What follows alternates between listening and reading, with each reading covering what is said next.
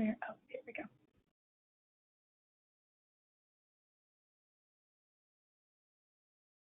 He's in. Well, hello, everybody. Sorry for the short delay there. Everybody's kind of scattering in here. We had some tornadoes flowing through here in Texas. I come from Chicago in December. That seems quite strange. So I was, people were taking it back a little bit and we'll like getting in, but we're all set here. We're excited to show you some stuff here and go over a market update, go through kind of an update through what happened this year here at Box and what to look forward to next year. And we're going to do some ERCOT Demand Response. Again, my name is Scott Ebeling. I'm Director of Pricing and Strategic Solutions here, and with me is Allie. Hi, good morning, everybody. I'm our Senior Pricing and Solutions Analyst here at Box. Thank you for joining us for our last webinar of the year. And today we're going to talk about Box, a little bit about Box and what's going on, and kind of then go into a 2022 review and a 2023 preview. Very exciting stuff that happened this year, and I think even more exciting stuff happening next year. We're going to do a market update. I'll run through that, and we'll do an ERCOT Demand Response. Hopefully Jeremy is going to be able to join us here on this. I know we just have some technical difficulties, but if not, we're still going to go through this ERCOT Demand Response and let you guys know this very simple program that can make your customers a lot of money. Everybody likes money. So with that, I'm going to let Allie take it away here and talk about Box. Awesome. Thank you, Scott.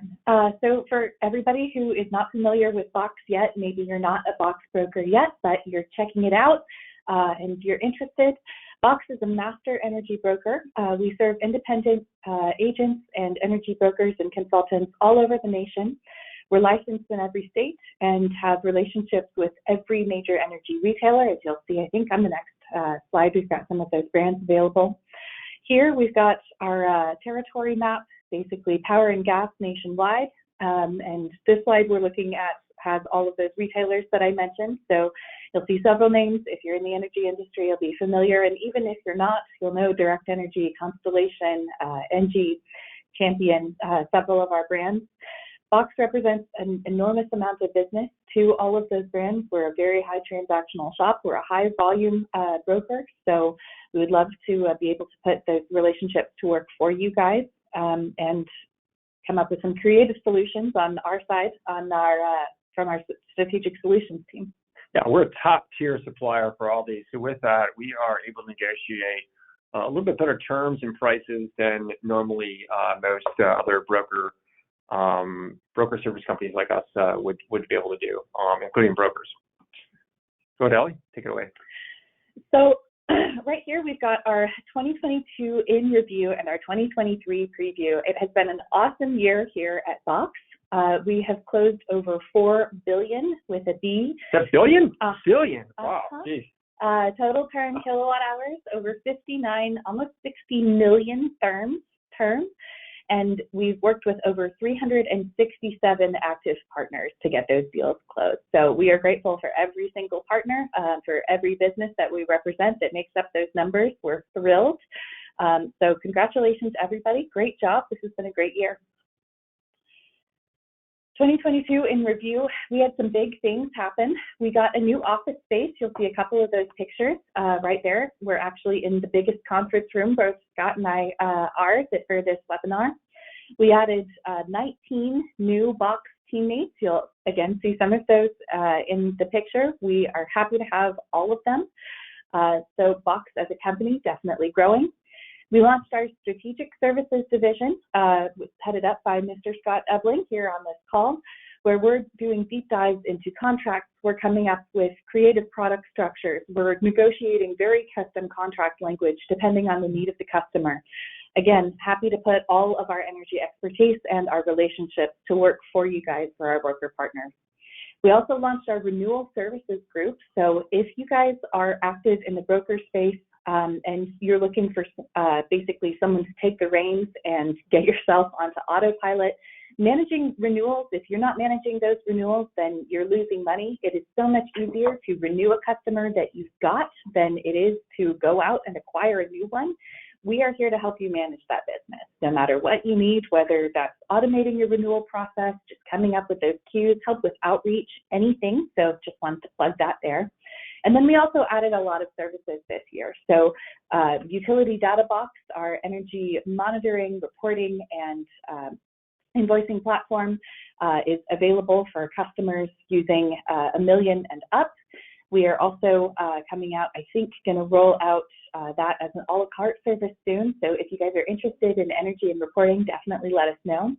We also went over a lot on our ESG program, went into RECs and renewables, whether that's RECs that you can buy just as a financial measure to offset your carbon emissions, or whether you're actually looking into getting on-site solar, some net metering, those types of things. And we went through and we launched several partnerships with LED lighting and on-site energy efficiency. So super exciting stuff. Starting to look more at the full building envelope. Really excited to be able to add additional options and give you guys more to talk about with your customers and be able to help customers with more than just managing that cost per kilowatt hour. There's a lot more here, and if any of this sounds cool and exciting, feel free to reach out to us. Scott and I are happy to talk with you guys. Looking forward to 2023, super excited for next year. We're going to be integrating some forward and historical power curve pricing data. We are super excited to do that. For anybody who has looked for forward curves or historical curves, you know that it is so much harder to put together historical pricing just due to all of the data points that you have to manage on the power side. That's super awesome that we're going to have available to you guys. Adjacent to that is going to be a new price to compare database. We are going to have that available, I think, Q1, Q2 of next year. Super excited. We'll be able to integrate that data in all sorts of fun ways. It gives you a really good point. I always talk to brokers and say, you know, whenever you can sell from market data, that's going to be your most successful sales. That's going to be the strongest customer relationships because you're able to bring that energy expertise to them where we're looking at it every single day, and your customer doesn't have to worry about it so much. We're also going to be going in and making several improvements to our proprietary management system, our pricing, contracting, and quoting system, as well as our CRM tools. We're going to be piloting a new optimized UI and user interface and user experience design for MSC. We've been working on that a lot during 2022, so very excited in 2023 to show you guys what we've been working on. I know there's a couple more here. So we will be looking at part of that optimized design is going to be new customizable proposals. So these proposals will be way more robust than what you're used to seeing either from us or from any other energy broker or master broker. There's a lot of really fun options, as well as being able to show your customer and potentially integrate recommendations for some of those efficiency services, the renewable conversations that we've had. So super excited about those proposals.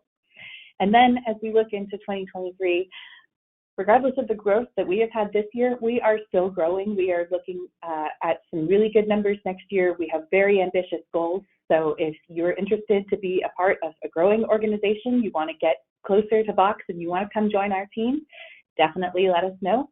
We are looking for good people. And so we're excited to continue that growth all through 2023. I think that's it for our look forward. Thanks, Sally.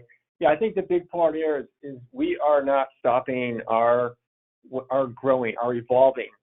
We believe heavily in learning, growing, evolving here, and everyone's tasked with that. And we are continuing to try to improve our product and serve our customers the best that we can. And with that, the learn part is we love to learn from all you, all the community out there, our brokers, our consultants, even our suppliers, of ways that we can do things better.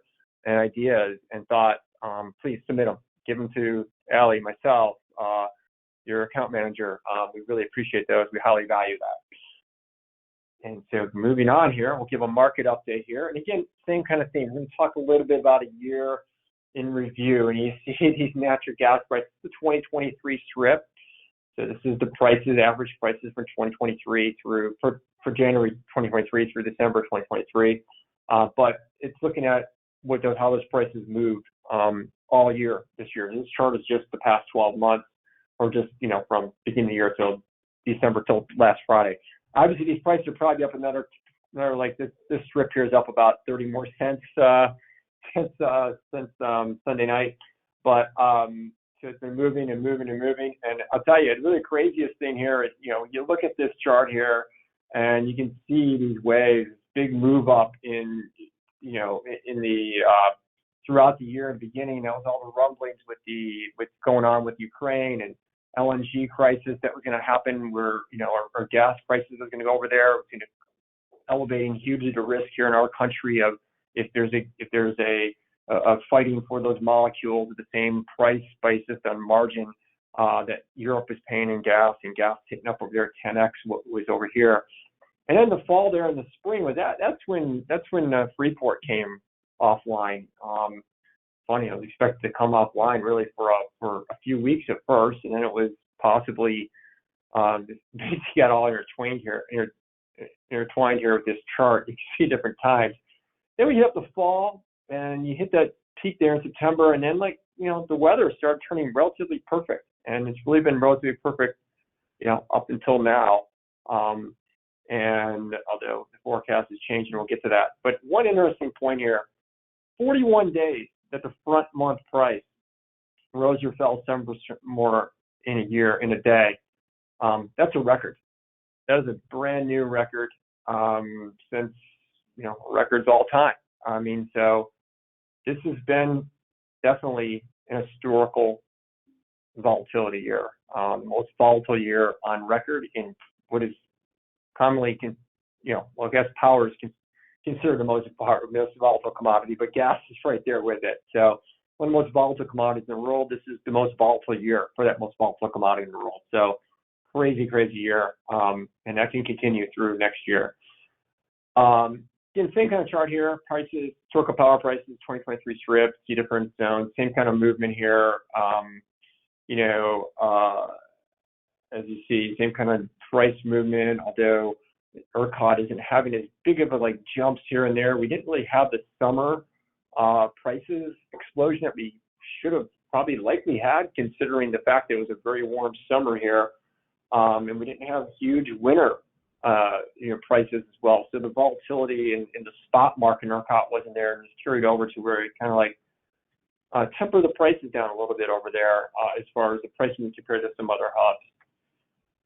This is the natural gas price curve. This is looking out, January contract out through December 2025, and just shows the humps and troughs that go through with the different seasons. The winters are there, and you can see that the market is still relatively backwardated, where the back prices are lower than the front, but really flattens out starting after next winter. And this is, by the way, this is a comparison, and this is 12/9, 11/15, and with all the volatility in the last month, I was shocked to see this chart so close to each other. This curve is so close to what it was in 11/15, and but that has changed. I mean, obviously, the last couple of days, it's moved up higher. Here's some calendar strip prices. Again, 2023, 531, we had dipped into the fours. I think anytime it dips below 5, I think it's a good value to have. And 24, 25 is there. I mean, the low $4, mid $4 area is definitely showing to be a floor for prices. And where gas producers really aren't going to be producing gain busters like they used to, anything below that. And here's the power price curves. And you see, cheapest hubs right now are really kind of ERCOT and a ComEd. And one thing I want to note here is with that spread between ComEd and Ameren, it's really grown out. I mean, in a year and a half ago, this was about $1.50, $2, and it's now close to $9. And that's really because of the capacity issues that are going on in Ameren. And also to note there, NEPOOL is definitely much higher here, and it's because of the winter. The winter spikes, any other months, it's relatively pretty close to, much closer to what, Zone G, West Hub is, but the winters are much higher. That's because they can definitely compete for gas and margin with Europe. the LNG tankers. Natural gas storage. This really, you look at how it ebbed and flowed through the year. We started out about average. We were dipping down, hanging out near the lows on there, and then we finished up around here, around the average again, 5-year average. But here's the big part. If Freeport was online throughout the past 5 months, where would we be right now? Right here, right on those lows. And this kind of is something that's really not being discussed enough. And what I like to do when I'm modeling things is kind of look at things and how structurally they're working. If things were relatively normalized, normal weather, normal everything. And this is kind of, interesting to see this because Freeport is coming back online. And when it does, it's 2 more BCF a day of gas. It's being going to be sucked out, and it's definitely going to be happening because prices are much higher overseas. So there's definitely a profit incentive to take it over there.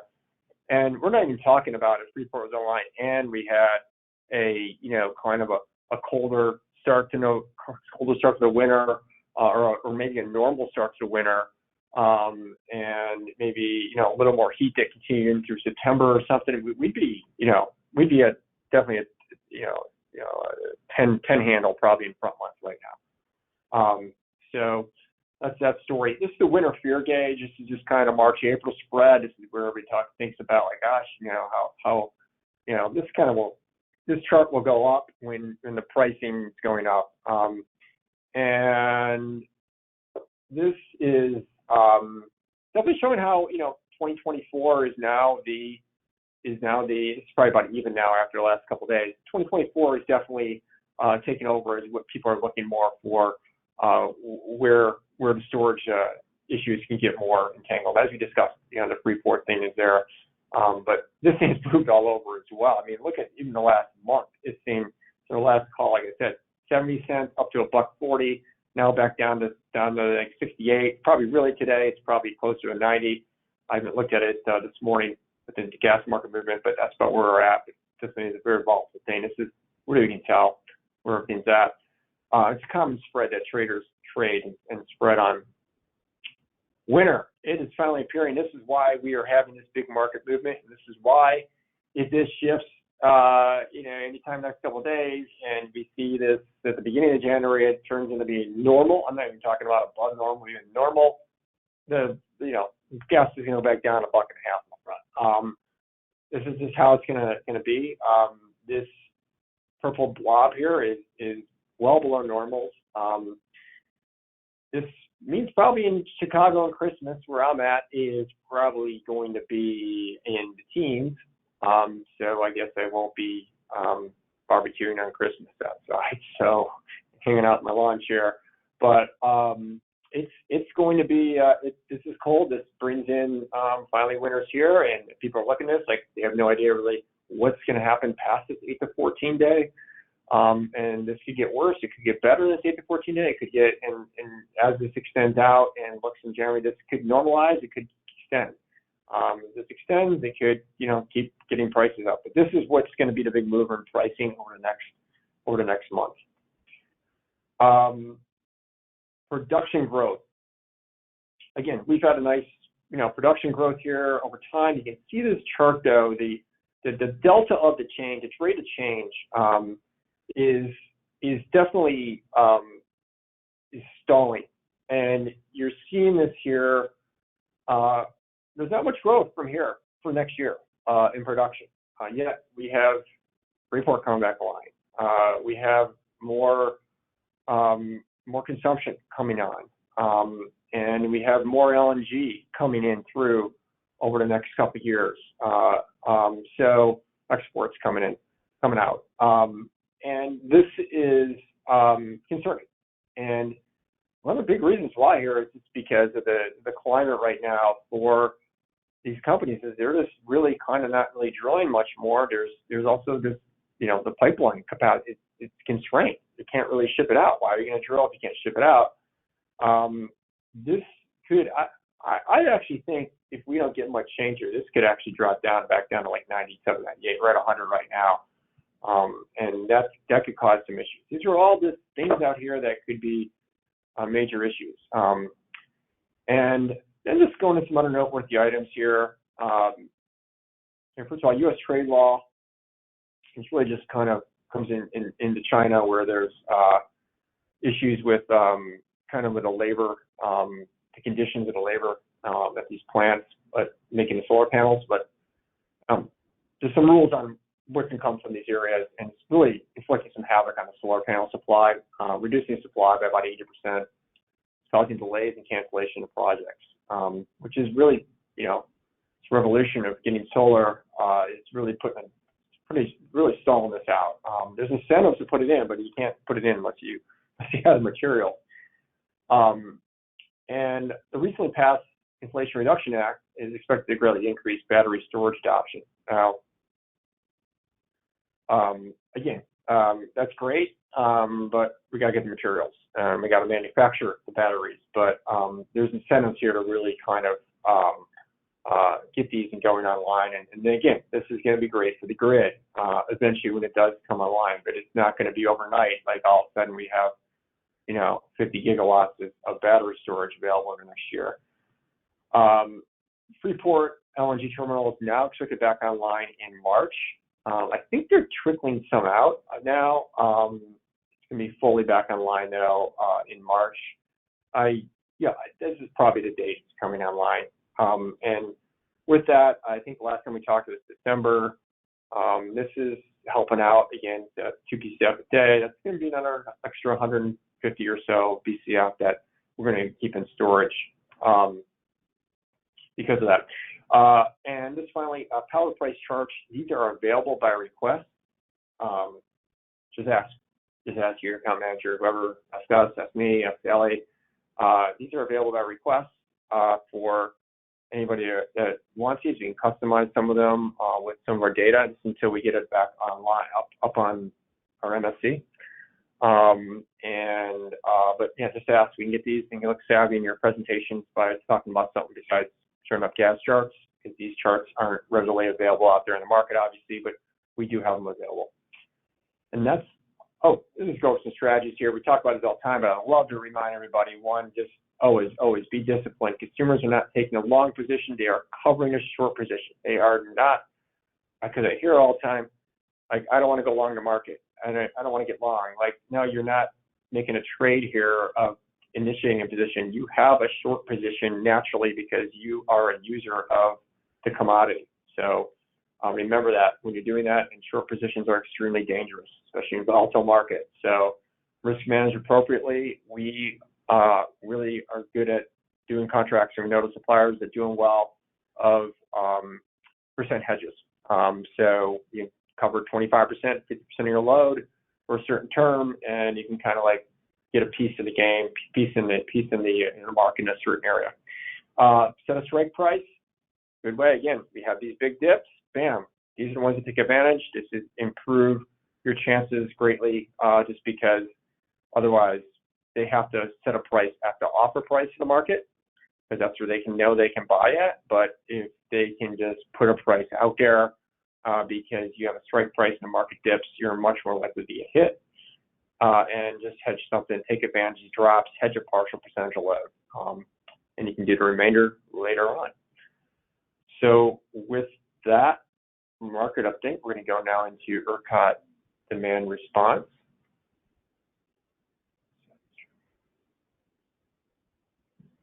And I believe we have Jeremy online here.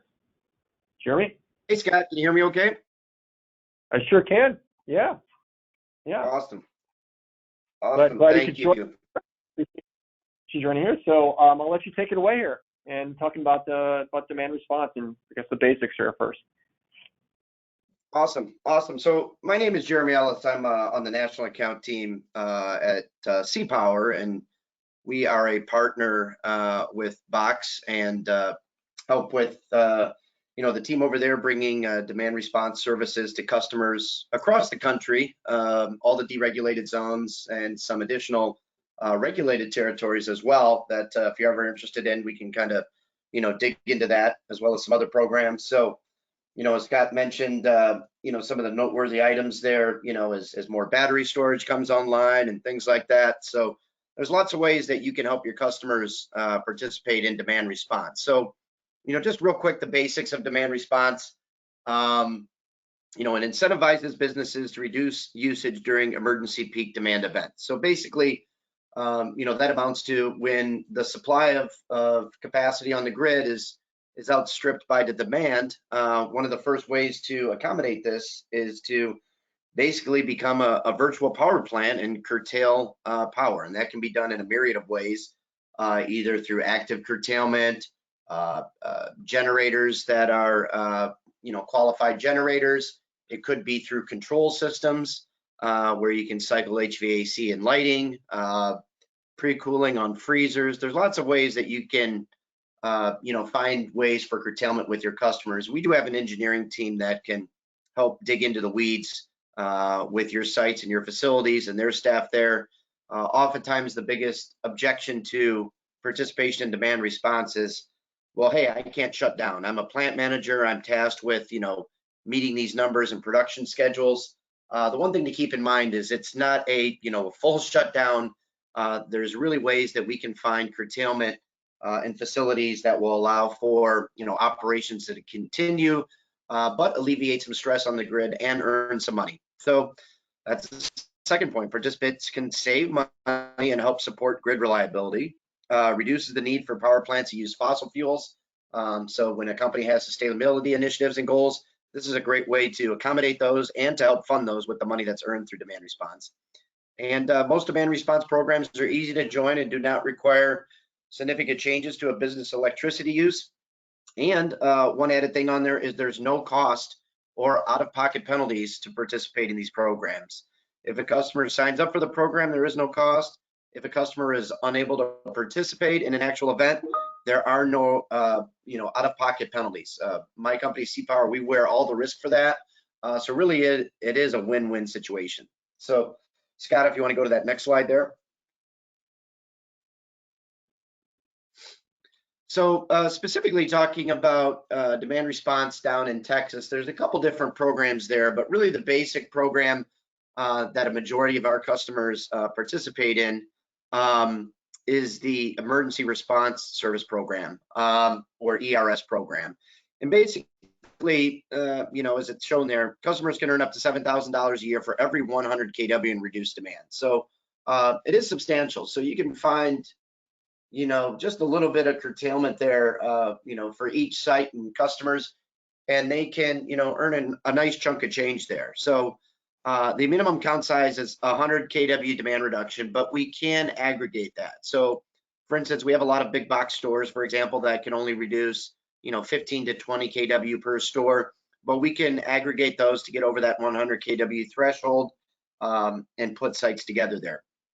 To participate in this program, really the only lift that a customer is required to have is a 30-minute test once a year. Now you do get advance notice to that. It's not as granular as, the test is going to happen on a Tuesday at 3 o'clock, but they will give you a 7-day window, and then we'll give you the time period of when that test will take place. So there is a level of sight line there that you can anticipate of when that test will take place.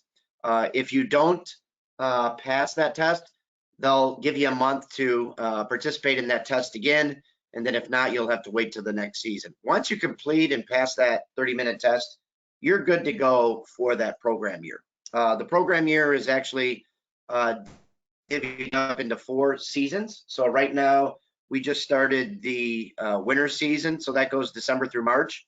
So that's a 4-month season. There is a 2-month spring season. That's April and May. Once again, a 4-month summer season, that July, August, September. And then a 2-month shoulder fall season that goes September, October, October, November for the fall season. So right now we're actively, signing up customers for that short 2-month season that comes up in the spring.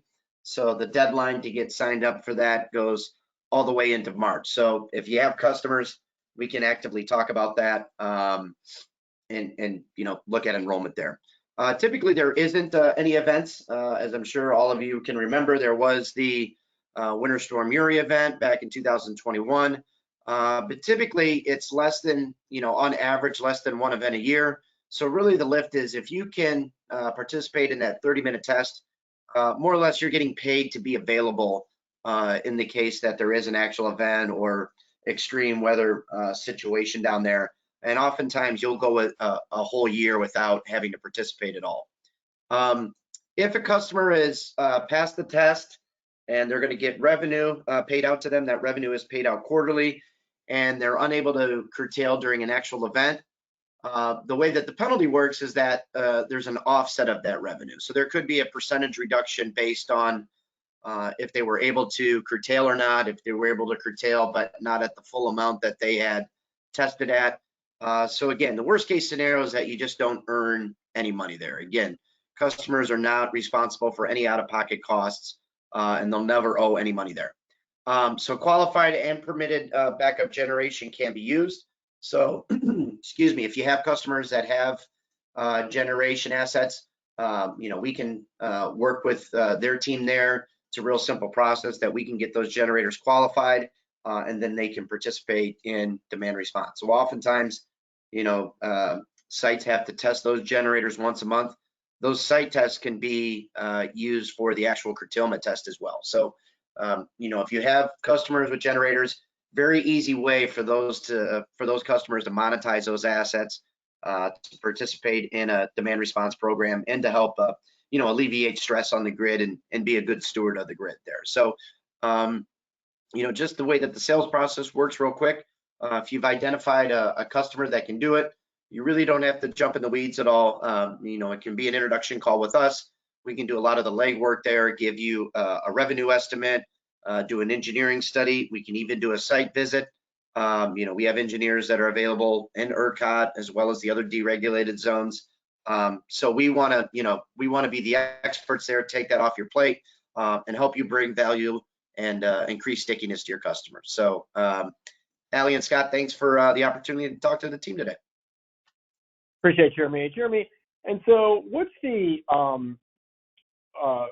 when all they really need to get kind of a estimated quote is just really just a kind of a utility bill and the account number, right? And then you guys can down in ERCOT we do like to get an LOA so we can provide the customers with an LOA so that we can pull that interval data.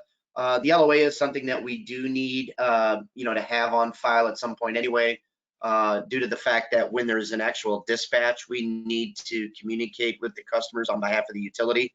So those LOAs are required to have. But we simply pull the data.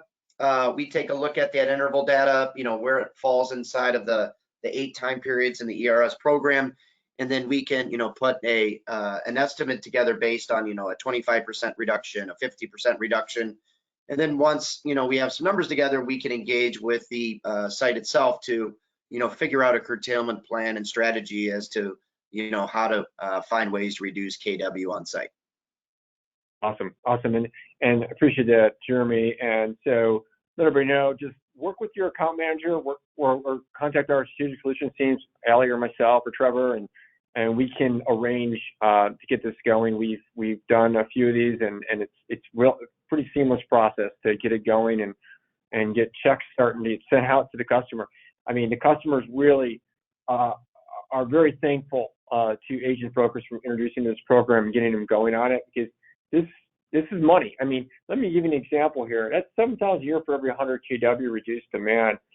I'm just going to give an example here. Let's just say it's a 1,000 megawatt, a 1 megawatt customer with peak demand of 1 megawatt, and they use 4,000 megawatt hours, 5,000 megawatt hours a year.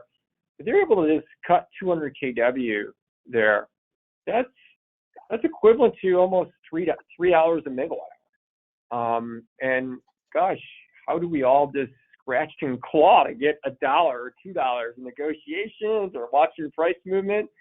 And here's a no-brainer. Bam, saving. And it can make you look like a hero. So we are here to work with you on this. We've arranged a really good partnership with C-Power where, great payouts for the customers and, a little bit for everyone else, for the brokers as well. So go ahead and get with us. Give us a call. Jeremy, you can stay on a few minutes. We might have some more questions for you, but we'll shift to that Q&A part right now. Sure, no problem.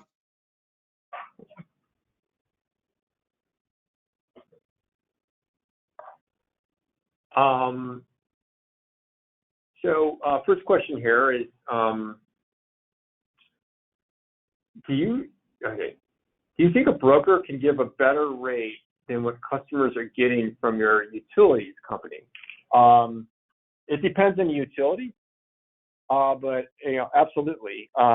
That's why I think the retail power is in business. I mean, it's like pretty much in all states, it's pretty much is better. Now there's some that haven't moved up with the market yet, but they will be because these tariffs are set, some of them a year ago, 6 months ago.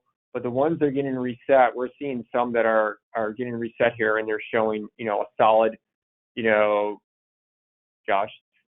4, 5 cents above what we can get in the marketplace. So just really, that's why we have price to compare data, and we're getting that, and we're going to put it into the system so we can see where the current utility rates are. And current utility rates don't mean where they're going to be a year or 2 years from now, but it's where they are currently right now. I wanted to add to that with utility rates and being competitive against utility rates. That's a great conversation to have, especially in the market where we're starting to see a lot of price swings having to do with the volatile market that we were looking at and that Scott went over a little bit on this webinar. Up in New England specifically, we're seeing price swings of 15 cents month over month. And in those areas, your customers are definitely going to be wanting some security. But the thing about utility rates is that whether you like them or whether you don't, they're going to change. Utility rates are only good for so long, and that's why oftentimes there's a little bit of a delayed impact from a market perspective. But it's always a good conversation to shift that conversation with your customer and to talk with them about their risk management strategies and about how they're going to manage that cost, not just over this winter, but next winter and the winters after that or the summers after that. Let's make it a bigger conversation about, well, what does your business need to survive? Do you want to have a totally fixed all-in product that will give you, ultimate price security and budgetary certainty? Or are you a larger customer who maybe has a little bit more of a financial backbone and might be willing to, pass through some components that we can easily estimate for your budget in exchange for a little bit more cost efficacy? So those are great conversations to have, especially whenever you start getting questions from your customers around those utility rates. Like Scott said, we've got a lot of price to compare data that we have kind of waiting in the wings, but we're both happy to have those conversations with you and with your customers. So if you would like to do that, reach out. Thanks, Sally. That's a great point. Jeremy, one question for you here. Do the customers in the ERS program, do they get, when there is an event, let's say like Winter Storm Uri, do they get paid when they then cut load in that event as well? They get paid extra? Thanks, Scott. Not for the ERS program. So for the ERS program, that's one, one kind of chunk payment. So you get paid, whether or not there is an event. So you get paid the same if there is an event or if there's not an event. Now there is an additional load response program. That's an LR program. That's a little more active, and with that program, there's actually the installation of under frequency relays. So this is for customers, typically like a data center that has that immediate trip, and so that one is set by the grid. The grid actually trips the customer, and then there's a kind of a real-time energy payment that's associated, with those actual events. So that's where they'll, earn more money as, events kind of take place. So I would say those are for larger customers that have, resiliency, and that's a little more complicated program. So if you have customers that are a little more advanced and have those assets in place, we can definitely, engage with you and talk through and see if that program would be, a good fit. Awesome. Thank you, Jeremy. I think the important thing here is for the agent broker consultants is just to really start the conversation, introduce this, start the conversation, get their interest, and then we can bring in me, Allie, Jeremy on the call, and one of us on the call, and we can, or all of us, we can talk to the customer some more in depth in detail on it. again, we're a team here. We're just trying to provide these services really just for you guys. Our ABCs out there to really help you guys serve your customers better and help bring more value to them.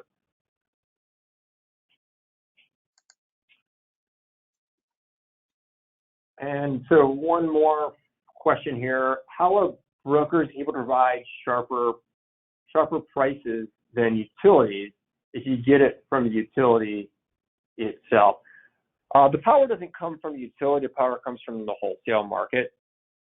And so utilities have to set a tariff rate, and they have to then put their 10%, 11% return on equity into it. They have to, they have all their costs they have with that of maintaining, for instance, the power plants, the wires, all these things.